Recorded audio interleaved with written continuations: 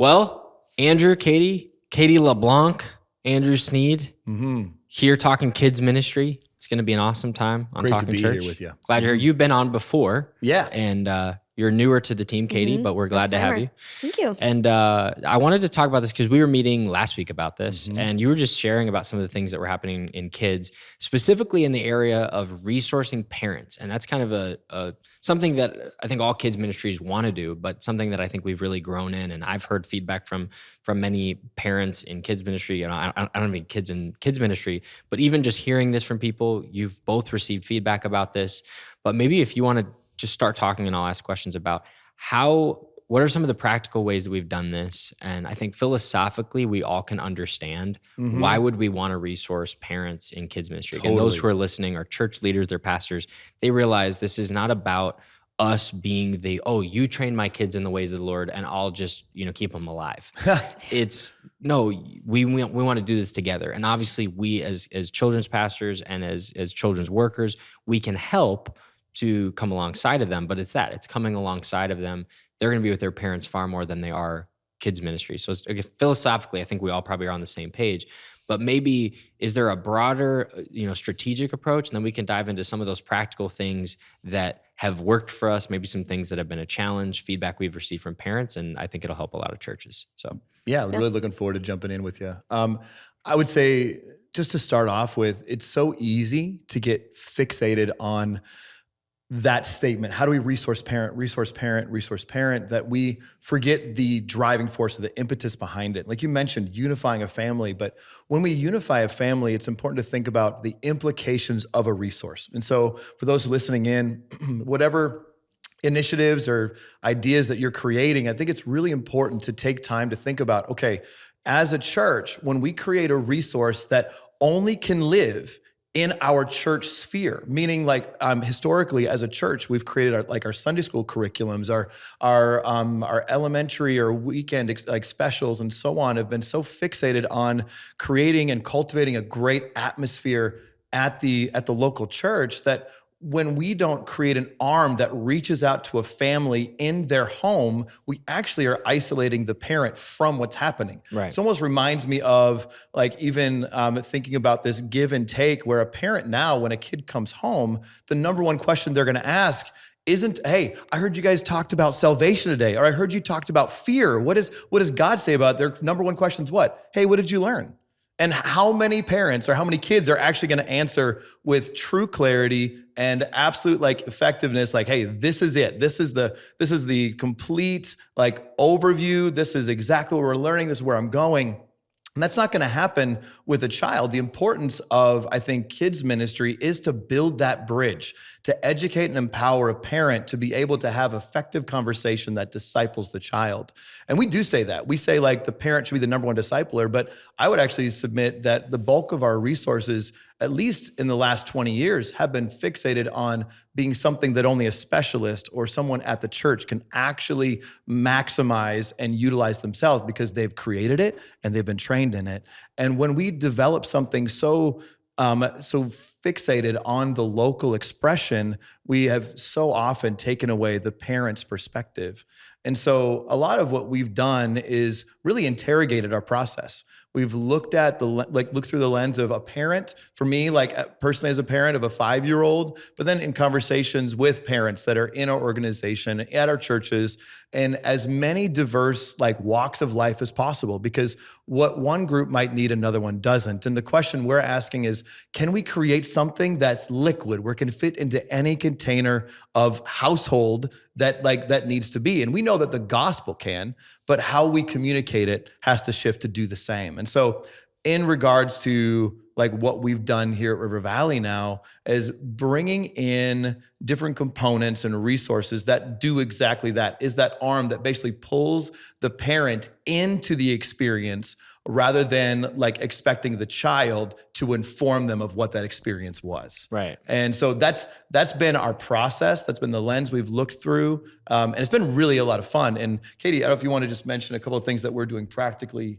regarding this.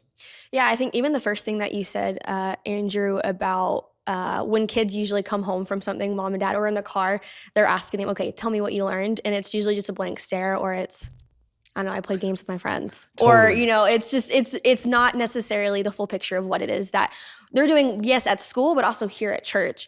And so one of the things we've done is really just to equip our parents by creating, we call it like a take-home newsletter, and they're specific to campuses, but it's also specific to what our kids in elementary are learning and our kids in preschool are learning, with practical questions that the parent can ask the kid to set them up to answer with what they actually learned. So they mimic a lot of the small group questions of what we talked about inside of our services. So that's just one really practical thing that we've done. So is that printed out and we give it to them, or is it like a PDF that we send? It's a printed out, and every parent, when they walk out and they've checked out their kid from Kids Service, are handed this specific paper for elementary and then specific for preschool. So that's one really practical thing that we've been doing that we've seen a lot of return by. I mean, we have parents coming up to our kids' pastors all the time, like, thank you so much for just, I mean, literally it's like saying exactly what we want them, what we're trying to get them to say. Like, thank you for equipping us to have conversations about what our kids are learning at church with our kids. And so that's been cool. How long have we been doing that, like specifically that take-home newsletter? Yeah, we actually began to pilot that just about 3 months ago now. Oh, wow. So it's really new. Really new. Yeah. So everything we're talking about, we've just gone through this process.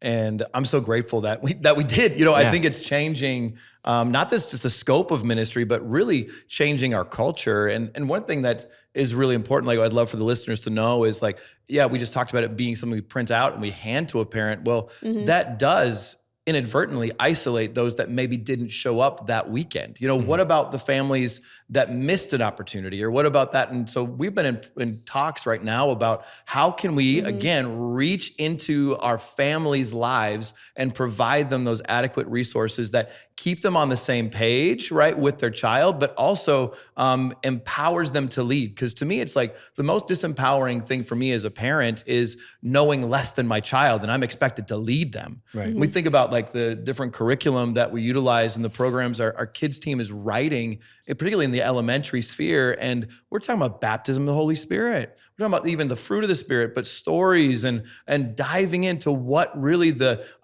meta narrative of the gospel looks like. And we know, like, even that term, meta narrative, like for a parent, like the bulk of people that are coming in, especially for Are we new using believers, that term in kids? Can we? Oh yeah, you better believe it. They're coming out with doctorates Get out ready, They are. everybody. of sixth grade. They're ready to go. Honestly, they're like putting this up here and getting there. But in regards to that with our parents, not many of them know that.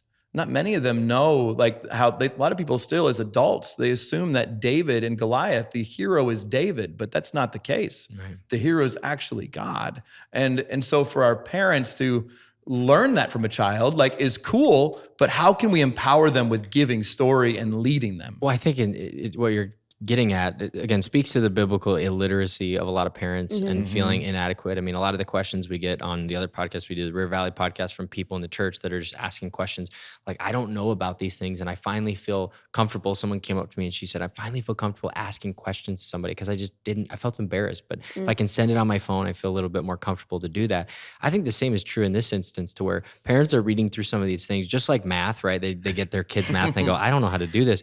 But I think when it comes to spiritual things, like they're tasked by their lead pastor to lead their children and their family, and they're going, I don't know a ton about this stuff. And it almost, like, again, it seems basic and elementary, you know, in the elementary age, but I think for a lot of parents, they're actually probably looking at it and going, I'm learning a lot from this. Literally, though. You know, Yeah. which is interesting. Katie, what are some examples of maybe types of questions that we'd ask? And Nick, I think we can put maybe like a PDF or something in the Totally. description of some of these we take home, just maybe a couple Yeah. weeks for people to, if they're listening, to have ideas. But what are some of those, like, questions? Maybe take us through what that newsletter, I know you kind of shared broadly, but are there any specific, like, what a question is, or even from this last week or something that you would say, this is what it would look like and how that interaction looks like with the parents and children? Yeah, absolutely. So we do hit on like what the big idea is that we talked about. So not just like throwing the parents in the deep end and having them prompt them to ask questions for context that they don't have. So we tell them what Bible story we went over. We tell them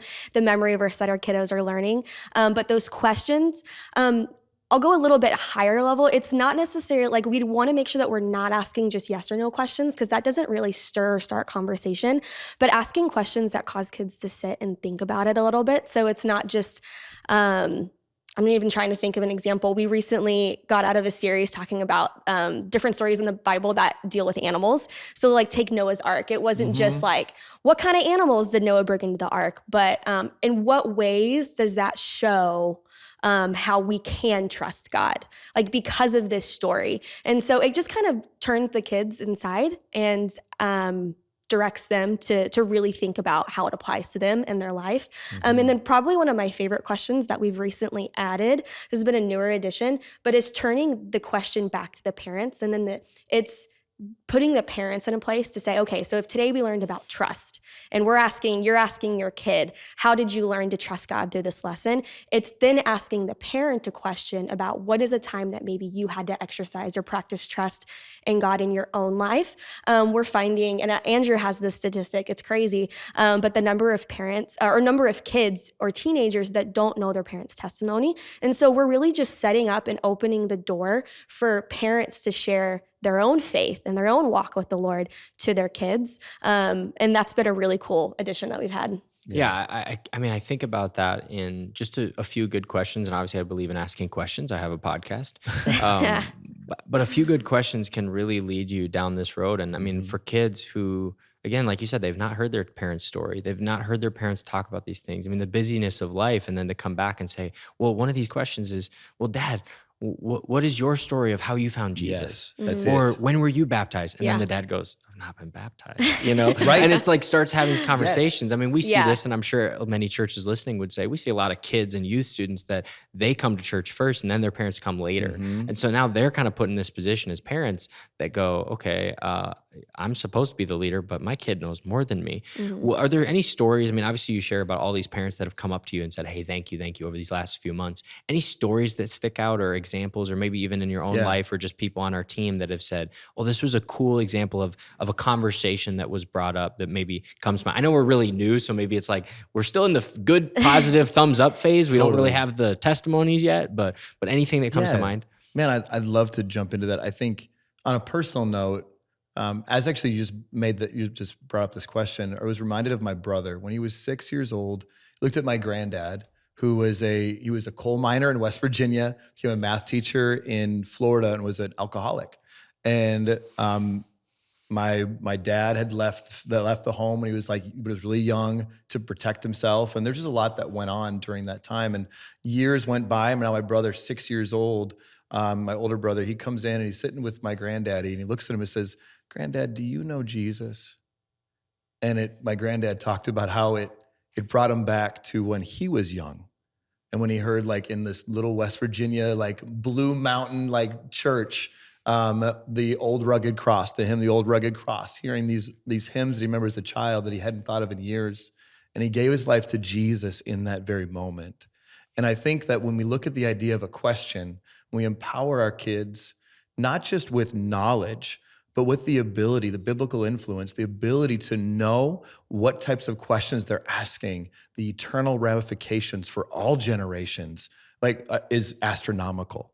And like thinking here at River Valley, we do something as a church called SOAP, as many people know, and we have taken a SOAP journal for our kids. You want to just say what that stands for those who aren't aware? Totally. Yeah. Yep. So SOAP stands for Scripture, Observation, Application, and Prayer. And it's our Bible study method that we do for the entire church. And so we, as a kids ministry, are like, well, one of the ethics that we have in kids is that we're a bridge to all generations. Like, that's what kids ministry is. It's the only ministry where every generation is present and accounted for every time we're in the building. And so it's like, how do we build that bridge together? And so we took SOAP, and we actually read, our kids right now are reading scripture that is a part of the 2 chapters that our adults are reading every single day. Okay, who chose Ecclesiastes that we're in right now? Come on, Connor. Connor. My brother. How do you get the kids to read Ecclesiastes? For real, it's like the first part of a verse and the second part. 3 words. Everything is priceless. Yeah. I don't know. But in those conversations with parents, what it's done, because our kids are reading it now.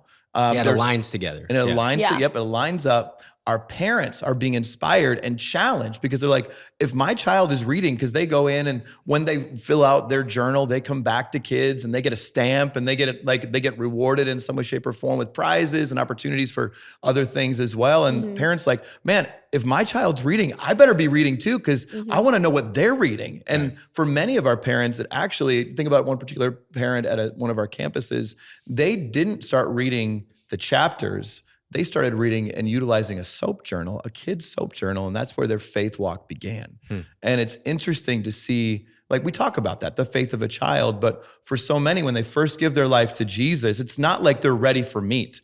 Like tell someone who's never read before or doesn't like reading books, now's the time. You're going to jump into 2 chapters a week, but tell them they have a 5-year-old or an 8-year-old that's like, hey, I'm reading 4 verses a day. Oh gosh, they're in it, Right. And so I just think of different stories like that have come from it. It's really cool to see. Well, a friend of mine, he was just checking out River Valley and was looking for a home church new to the area. And he said that his daughter, was her first time, and she got a soap journal when she left. And he said that first night she got it, he went to tuck her into bed and she was reading her soap journal.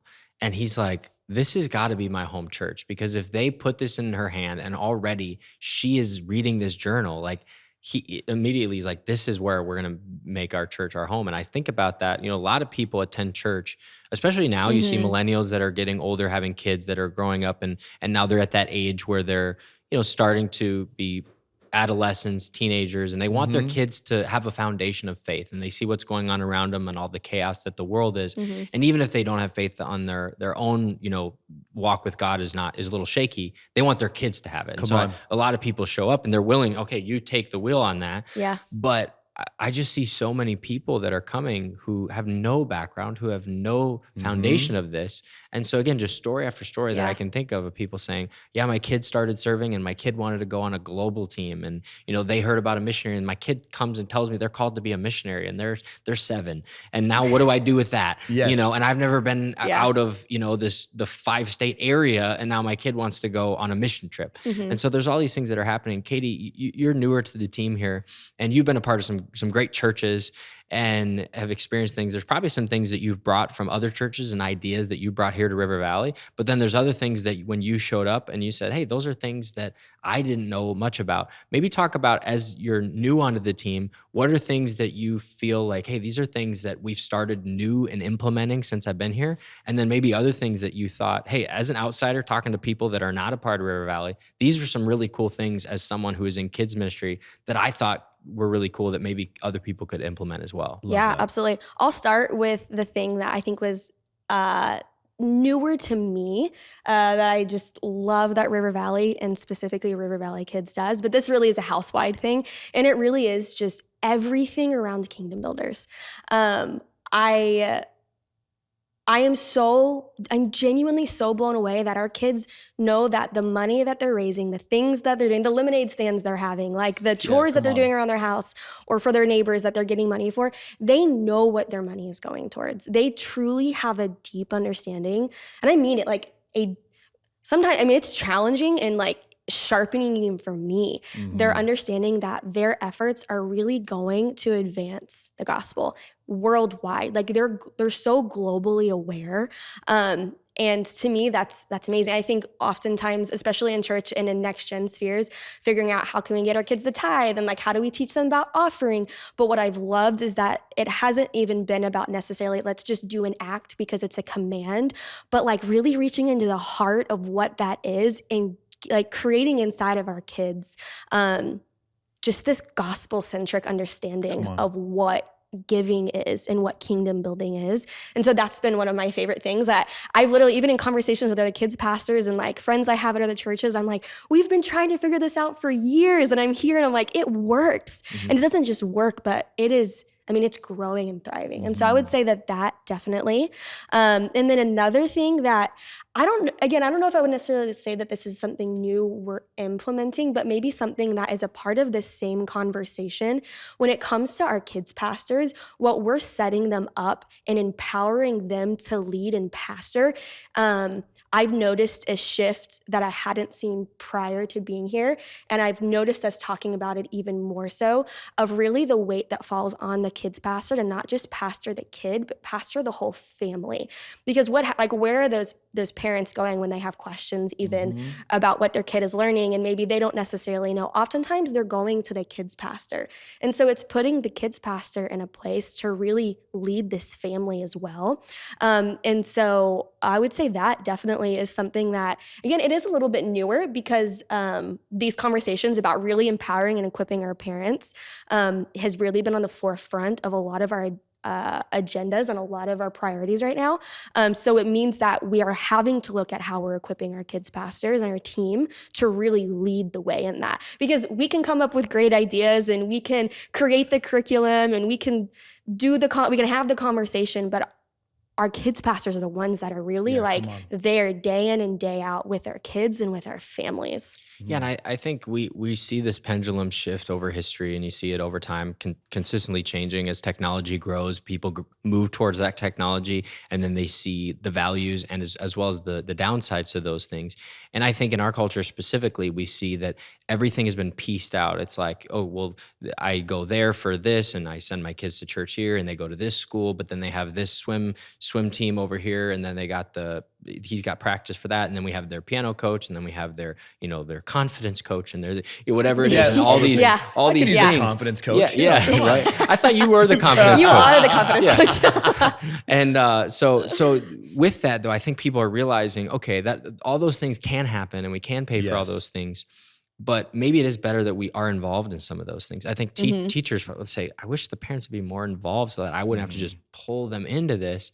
I think we're realizing, no, it's better that there's a middle ground to where we do have people like you guys and like others that are passionate about kids ministry, that want to do this, that want to lead, the children while the adults can be in their service. But in the same way, we can't do it alone. And I think that's that's this whole episode to me, is talking about how can we have this partnership together. And when I think about unique things, something I think about right now, we're in this in the month of June here, the Be the Man Challenge.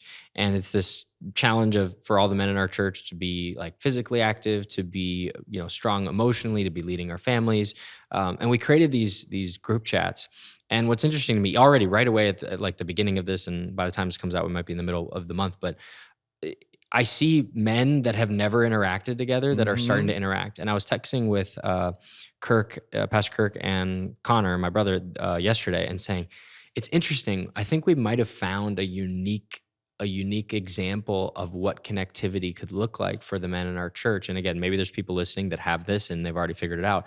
But for me, I'm in like a couple group chats with guys and friends in my life. I will maybe not see them for years, but I text them every day because they're in these group chats. And so we're like, well, maybe at church, each campus has a group chat.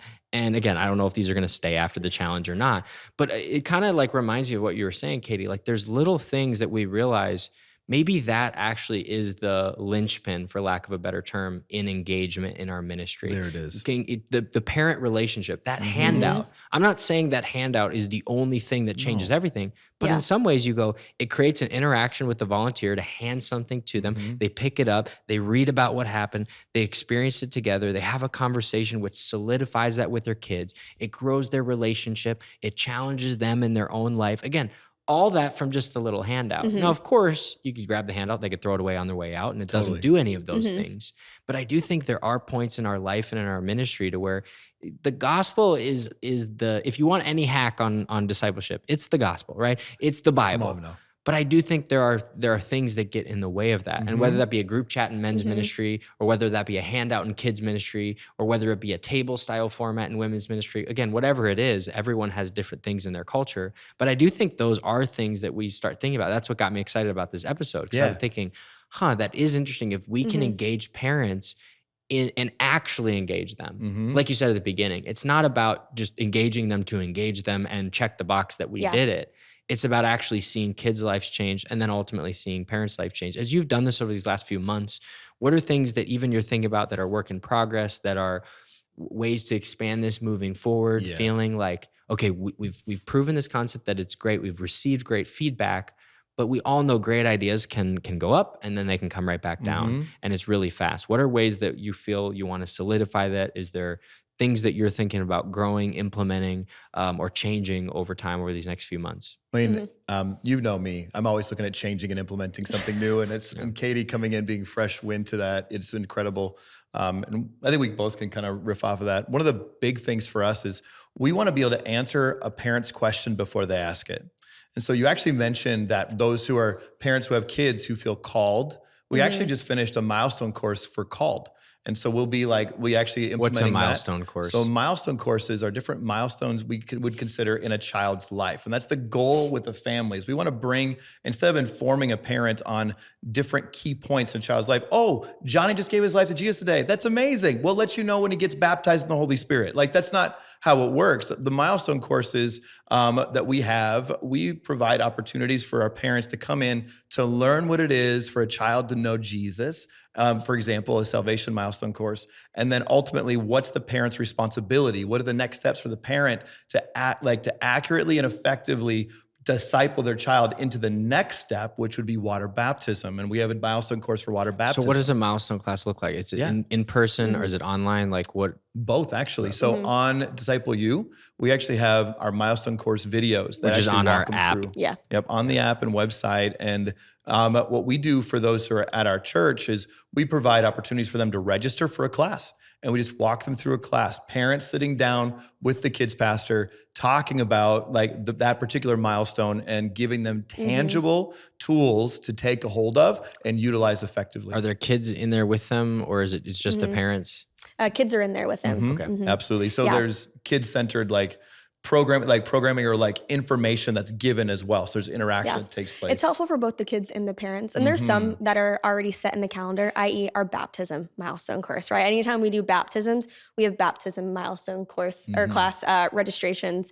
Same with stuff like communion and baptism in the Holy Spirit. But some of them are also kind of by, I want to say demand, maybe, like as these things are happening. And what I really do love about our kids pastors is really how connected we were talking about, that they really are to parents and to what's going on in kids' lives. So when they see growth and milestones being hit by kids, they're prompting these conversations with parents, and they're able to then say, hey, we actually have some resources, not just to help Johnny understand what's happening in his life, but also to help you, mom or dad or guardian, figure out, hey, now how do I help disciple them at home and as in a family? And so that's really the heart of milestone courses. And we just had our switch milestone. I don't know if we call it milestone, but our switch class where they're switching from, elementary into middle school, moving from kids to youth group. I saw a bunch of Instagrams this week of people saying, hey, we're at switch class. We're ready to help transition, and just seeing tons of new incoming sixth graders. So exciting. We try to transition them over the summer so that they kind of can get involved before they go into middle school, which is the craziness that it is. I'm glad I'm done with middle school. That was crazy. It was a fun part of my life because I went from private school to public school. I was in private elementary school, Christian, and then I went to public school in sixth grade. And so it's kind of like a unique part of my life where I'm like, oh, dang, like there's people that, everything opened up. And all the Christians in fifth grade weren't perfect, but like once you got into sixth grade, it was very different for me. And so I'm glad we do that. And I probably could have used, I don't know if they had the switch class back then. Maybe they did. Maybe. I probably could have used it. Well, if you want to go back through it, we do it every day. So if you need it, we got you. Yeah. And I think the thing that's so valuable about a kid being in with the parents for those milestones, not only are we providing them resources, but a kids pastor in many ways is then modeling for the parent how to interact with their child. I'm not saying that a kids pastor is that expert, but a kids pastor, that's their focus. They're specializing in communication to a child. And so a parent's like, well, how in the world can I talk to them about like a heavenly language, speaking in tongues? Like, you give me bullet points, but how do I really begin this conversation? Yeah. The kids pastor shows them that in a great environment that's safe and conducive to growth. It's not like when I went to camp and one of the camp speakers said, hey, just practice. Just start saying, all these different terms. And I'm like, This is why my friends are walking away from this. No. Honestly, like we spend so much time just thinking, oh, we just do it. Yeah. But that's not the reality, man. We have to show them how. I saw that pastor. He's still a pastor, not in our state. He was a guest speaker, but I saw him the other day and I just laughed because I'm like, man, you jacked up my theology as a kid. I didn't tell him that, but I thought it when I saw him. Next time you shake his hand, let him know. Yeah, I should. If you're listening, your name, yeah. Yeah, for real. When you think about any like key takeaways as we wrap up here, takeaways of if kids pastors or kids volunteers, maybe they say, I don't have the time to jump in and build all the curriculum, but they maybe use our resources that are on Open Network. Life Church has a lot of great resources as well in kids, and they kind of have been a great unifier of just putting a bunch of resources online. I think last year it was couple 100,000 downloads of just our kids' resources, which is crazy to think about. And so when you look at specifically in this area, they want to start implementing maybe these take-home sheets or just really the core idea of partnering together with parents, what would be some key things, maybe a couple things that you would say, make sure to do this or make sure not to do this if you're going to start implementing this? And again, we have campuses that have, 30, 40 kids in kids ministry. We have campuses that have 500, 600 kids in kids ministry. So we've implemented this, not, you may say, oh, well, it's easy if you're just have 550 kids. No, there are campuses that have dozens that implement this that I think all different sizes can relate to. So go for it. Okay. Well, hey, I'm pumped. Confidence coach. Come on. Here you go. My first encouragement would be, you don't have to change the world to change someone. You know what I mean? To impact someone. It's 1 degree. I think if you establish what your priorities, your purpose, every organization has a mission statement, has a purpose statement, an identity. And I think the danger that every single one of us has, particularly in a ministry setting, is, oh, I hear something that's new, or this is amazing idea and concept. Let me just take it and take a hold of it. But if it doesn't align or it doesn't settle into your purpose or vision statement, then over time you can systematically begin to drift from what your purpose on planet Earth is. And so the first thing I would say is just remember what your true north is. What's your purpose? What's your vision statement? So for us in kids, we believe that we're going to be highlighting and become and leading and serving our world in 3 areas. The area of worship, expression, and response to God. The second area is in truly resourcing our parents and families, bringing them together. And then the third is on mission, meaning generosity, but missional lifestyle. Those are the 3 areas that we are dialing in on and running after because it connects to our mission statement that is River Valley Church. And so first thing, don't throw everything out. Don't be scrapping it all. Here we go. Let's try again. Don't reboot, and pursue the Holy Spirit and be okay, this is where we began. If I can get back to the primal reason we are here on planet Earth, what's the 1 degree shift that can start moving the needle forward? That way, in the long term, we see an astronomical shift and change. That'd be my first thing I would say to that. But as far as practically, truly begin to ask your parents, what are they needing? Not your parents, Your but your parents, maybe. the parents in your church, right? Literally in your church. Ask your parents. Ask the people who are bought in, but don't just ask a few people because you can create an echo chamber. Get as varied a group of people as possible, and just in conversation, you don't have to interrogate them. Be tell me now, what it is, But just in conversation, why do you stay at our church? That's one of my favorite questions. What keeps you at River Valley? And I hear so many different responses, and that actually informs a lot of what we do in kids because it's shaped their priorities have shaped what we do. And so start with start with that. Start with knowing who you are. Don't feel like you have to throw everything out right away, and really start by knowing the heart of your people. So that would be the big 3 for me.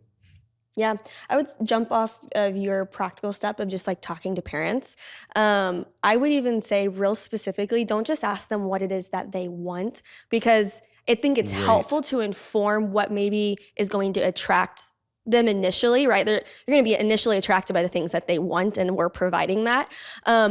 So use it to inform, but maybe not use it to direct in every way, because sometimes they don't necessarily know. This is true of all of us, right? We don't always know what's going to be really great for us and what we need. You aren't calling parents stupid, are you? No. She said it here first. I promise I'm not. But in a lot of ways, asking the questions more specifically of like, how can we partner with you, right? Like, what are the challenges that you're having with your kids at home? And, or what are the reasons you love coming here? I know you said that as an example, but just really ask those kinds of inquisitive questions to parents to then help on the backside, take it before the Lord and say, okay, with these things, these are the needs. How, Lord, like direct us, like in what ways can we use our resources? Because again, it's not shifting your entire perspective on like how your model of ministry necessarily. It really is, like you said, we're just saying the same thing at this point, but like the 1 degree, like it doesn't have to be changing everything. It may just be changing specifically like how you ask questions to parents. And maybe you're already, a lot of people do take home sheets. It's really not a revolutionary idea to do a take home sheet. I mean, we've been doing church bulletins for years. It makes its way into kids ministry. But maybe it's the way that it's being displayed on a page, like design even matters. Like how easy is it to access the information and understand like clarity of what's being communicated and provided. And then don't be afraid to try. Yeah. I mean, worst case, try it. It doesn't work. And that's okay. We pivot. That's who we are. Like we're just adaptable people and that's who we have to be in ministry. And just keep going. Yeah, I think that whenever you try new ideas, like you said, it's like a take-home sheet's not the new idea, but I do think it's where I think you brought up the great point of the one thing that really did make the difference is the type of questions we're asking on those sheets and the way we're connecting and creating. Like I really love the idea of now you put it back on the parent versus like, here's the things we learned, here's what your kid did, we checked the box, they got a gold star, and then it's like, oh, my kid got a gold star, like I'm really happy now. Why? Yeah. Versus no, we want to cultivate this conversation. I know you guys have talked about maybe we're going to do like a podcast, for parents and kids to listen to in the car or something. And I just think that any idea that can start cultivating that has a dual purpose in the kid, the parent, their relationship together, the parent themselves growing. Again, we talked about a lot of things today, but I love how that can create that breakthrough in just different types of ministry. And of course, again, people might grab the sheet, they might throw it away, they might not listen to a podcast, but for many who do, they're leaning in saying this has impacted. And in a church that is large, I think what we're realizing, again, all those ideas I said, you have to fight to make a large church small. And it's not because small is better, but it's because small is often better for discipleship. Whether you have 100 people in your church or 10,000 your people in church, if they don't have one person to talk to, 100's too big, And so I just think that having that connection point, at least with the parents and the kids and then the children's volunteers is awesome. We'll make sure to include some of those in the description so people can download those if they want to listen to that, or they can send this episode to their kids pastor or kids volunteers and say, hey, listen to this, so that you can get some ideas. But of course, they can check out the resources on Open Network or rivervalleynetwork.org as well. But I'll let people know. I mean, if the podcast starts or if there's other new things, I'll keep people updated and we'll probably have you guys update back. Us too if they have no ideas. We want them. Yeah. You know what I mean? Come on. I know you guys do that all the time. You're always asking people and talking to different kids pastors about ministry. And so we learn all the time. There was just, I'll just say this, like, I think it was Life Church and what other church was just up here? Was it Highlands? Yep, Highlands. We're connected with One Hope, yeah. Yeah. They were up here and they were touring our kids' facility. These are, I think, the two largest churches in America, Life Church and Highlands. And they're here learning. And I think it's such a great attitude that they're always learning. Now, it's not because we are the best at everything. It's because they know that we can learn one thing from somebody. And so the same is true for us. When we're traveling, I go to churches all the time with the network and I'm always asking, oh, how do you do that? Oh, how do you do this? There's no size that means we can't learn from each other. And so just want to echo that. And then lastly, you guys, I think, are teaching a breakout at conference on kids ministry and kind of helping even dive deeper into this topic as well as some other things as well. And so if people are listening, this is coming out in June, but conference is in the beginning of July. So if people are listening in the first few weeks of this coming out, make sure to be at conference. They can attend your breakout. Be they there. They can see you in person, in the flesh, get selfies with you, and you can get a handout. I'll give you a handout. You can get some confidence with some well-worded questions. Exactly. Well-worded questions. Intentional questions. Amazing. Well, thanks for talking church today. See you guys. Hey, thanks so much for listening to Talking Church on YouTube. If you like this podcast, would you like this video so more people can find it, as well as leave a comment? We'd love to know what you liked about this episode, what was most meaningful to you, as well as other topics you'd love to see in the future. And of course, subscribe to this channel so you don't miss an episode. We have awesome episodes coming up. I also want to send you an invitation to River Valley Conference. It's July 8th and 9th, and we are in for an amazing treat because we have Sammy Rodriguez coming. If you've never heard him preach, he is a preacher of all preachers. He's coming. We have Dr. Alan Tennyson coming back, who's going to share his theology wisdom. We have Johnsel and Jenna from Elevation Church that are going to be leading worship.